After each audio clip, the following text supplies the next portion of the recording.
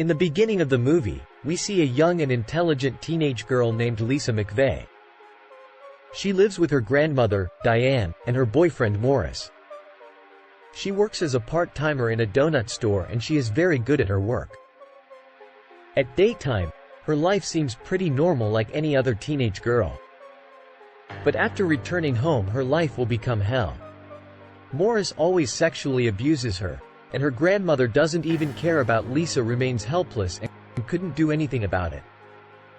One day while getting ready to work, Lisa's sister Lori calls her, and she is the only one who truly cares about Lisa in her family.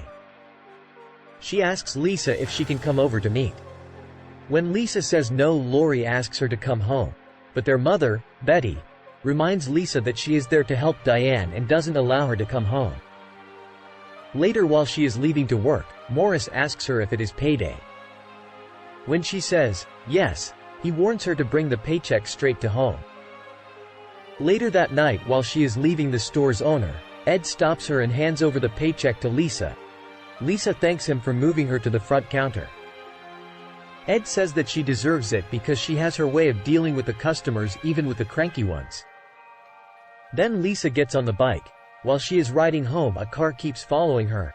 When she gets scared, the car passes by. Then she sees the same car on her way. Then a man named Joe, who is hiding behind another car, rushes at Lisa and pulls her away from the bike. He then points his gun at her and takes her into the car. He tells her to shut up or he will kill her, and he keeps forcing himself on her. After he is done, Joe covers her eyes with a blindfold, but it still leaves a gap to let her peek through. Joe drives off to his place and he drags Lisa into the house. After getting in, he makes her get undressed and pulls her to the bathroom and washes her up. Later, he brings Lisa back to the room and ties her up again. She begs him to leave her, but Joe throws her on the bed and points gun at her face to warn her. He then asks her name and Lisa answers it as Carol. And when he asks for Lisa's age, she replies she is 20. Joe says it is good and tells that he is not a curver to abuse minors. When Lisa asks why he is doing this to her, Joe tells he hates women and calls them all bitches. Later, Lisa remembers spending time with her Aunt Carol and Uncle Jim, the only persons who cares about her besides her sister. The next morning, Diane goes to the police station and reports to the cops that her granddaughter has been missing, and tells she was supposed to work a shift until 2 a.m. this morning and has to be returned by 2:30. Later, a cop goes to Betty and asks her questions about Lisa, but she seems like she has the least bit of concern about her daughter. While the officer is leaving, Lori goes outside and tells the officer that if Lisa would have ran, she doesn't do it without telling her, and says something bad might have happened to her. Later, a cop named Lopez visits Lisa's workplace and questions Ed. He asks Ed if he noticed anything odd with her or anything happened to her during the shift.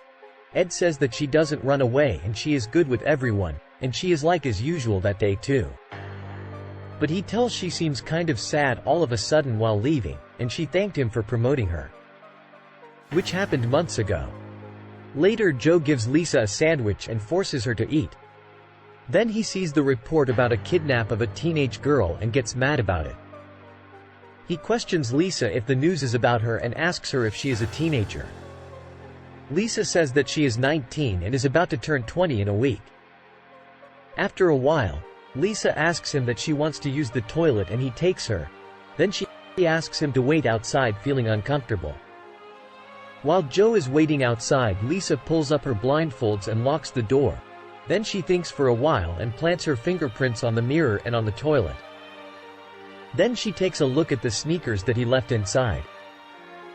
Joe finds that she locked the door and uses another key to open the door and drags her out in anger.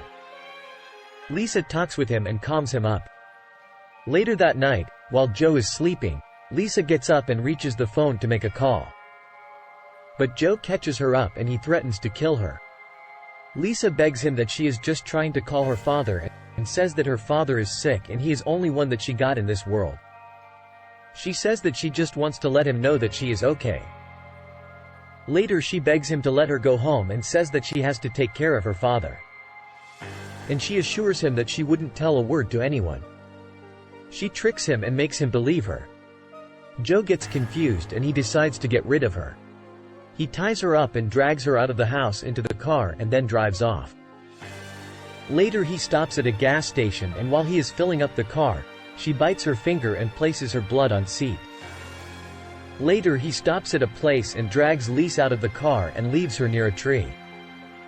Joe tells her if she go to the cops, tell them that he is short, black and muscular, and tells not to take the blindfolds off until he leaves or he will shoot her. After she hears the car left, she takes the blindfolds off and sees a tree in front of her. She then starts to run away from there. Joe sees this through the mirror and he turns back to follow her. She hides behind a car and gets loose of him.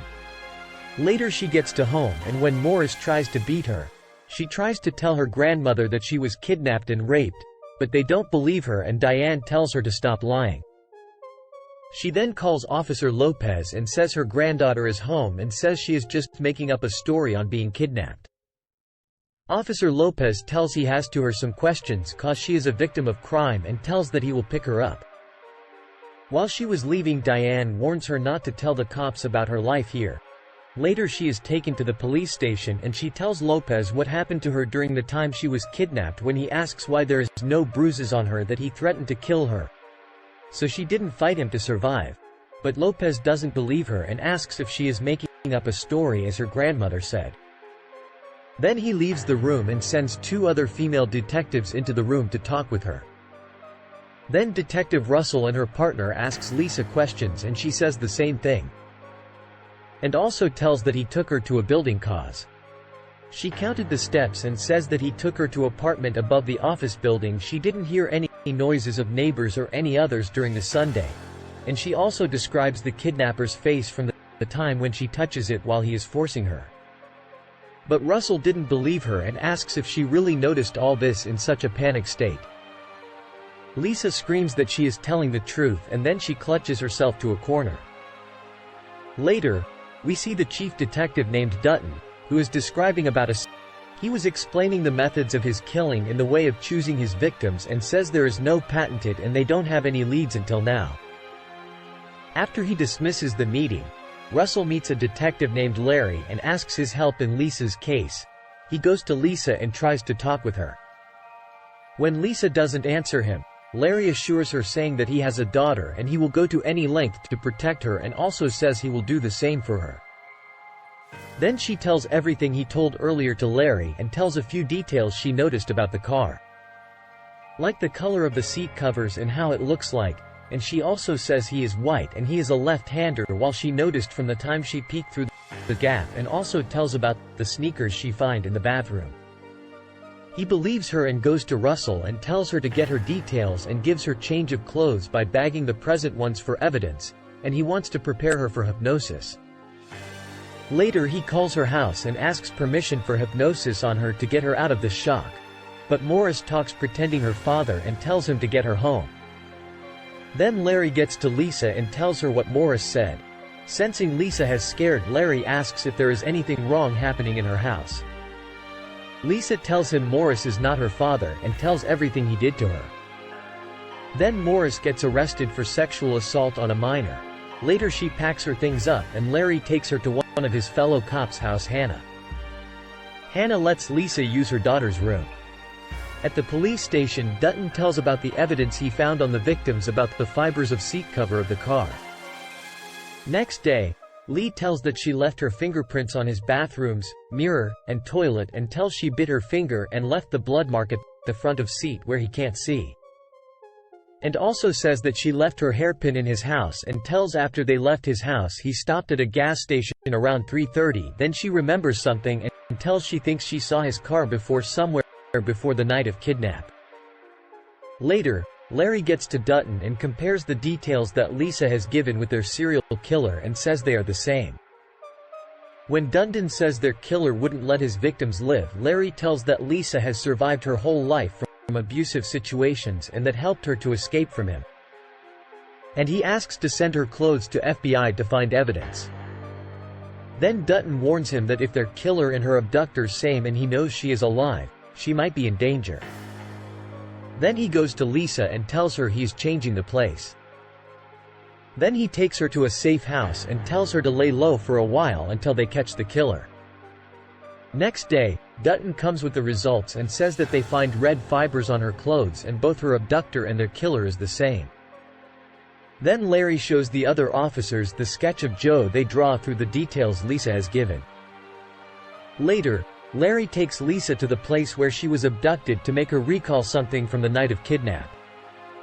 She gets in the car and closes her eyes and traces her way back from the night and tries to get to Joe's location after stopping at the place, and she runs out of the car to a tree and recognizes the tree from where she was left by Joe. Then the cop starts to search for the killer, and a cop stops Joe saying they have a suspect on a robbery and the car's description matches his. When the cop asks if he could check on Joe, says no. Then the cop takes a picture of the car saying they will show to the victim and rule him out of the list. Later they show Lisa the pictures of cars that matches Joe's. Lisa takes a look at them and identifies Joe's facial features and confirms it is him. Then the police gets to Joe and arrest him, and a cop finds a blood stain at the front of the seat. Then Larry and his partner gets to his apartment and counts 22 steps. And they get in and retrieves Lisa's fingerprints from the bathroom and also her hairpin too. Then the cops interrogates him and charges him for the murders and rapes he did. Then Larry gets to Lisa and appreciates her for achieving on catching the killer in 12 days, which they couldn't do for 6 months. A few days later, her Aunt Carol and Uncle Jim come to pick up Lisa, and they apologizes her, saying that they don't know that she has been suffering so much at her grandmother's house, and she was taken with them after she said her goodbyes to Larry. In the next scene, she celebrates her 18th birthday happily with her and an uncle along with her sister. This movie is based on a true event of a kidnapping of a teenage girl named Lisa McVeigh that happened on November 3, 1984. And she got away from her kidnapper after 26 hours of abuse, and she helped the cops to find the killer. The killer, named Bobby Joe Long, was charged with 10 murders and over 50 rapes. And on July 1986, he is sentenced to death in Florida's electric chair, after Lisa was taken in by her aunt and uncle. She lived with them for a few years, and later she pursued her career in law enforcement and had a family that she always dreamed of. Thanks for watching the video. Don't forget to like it and subscribe the channel, and also click the bell icon to receive new video notifications.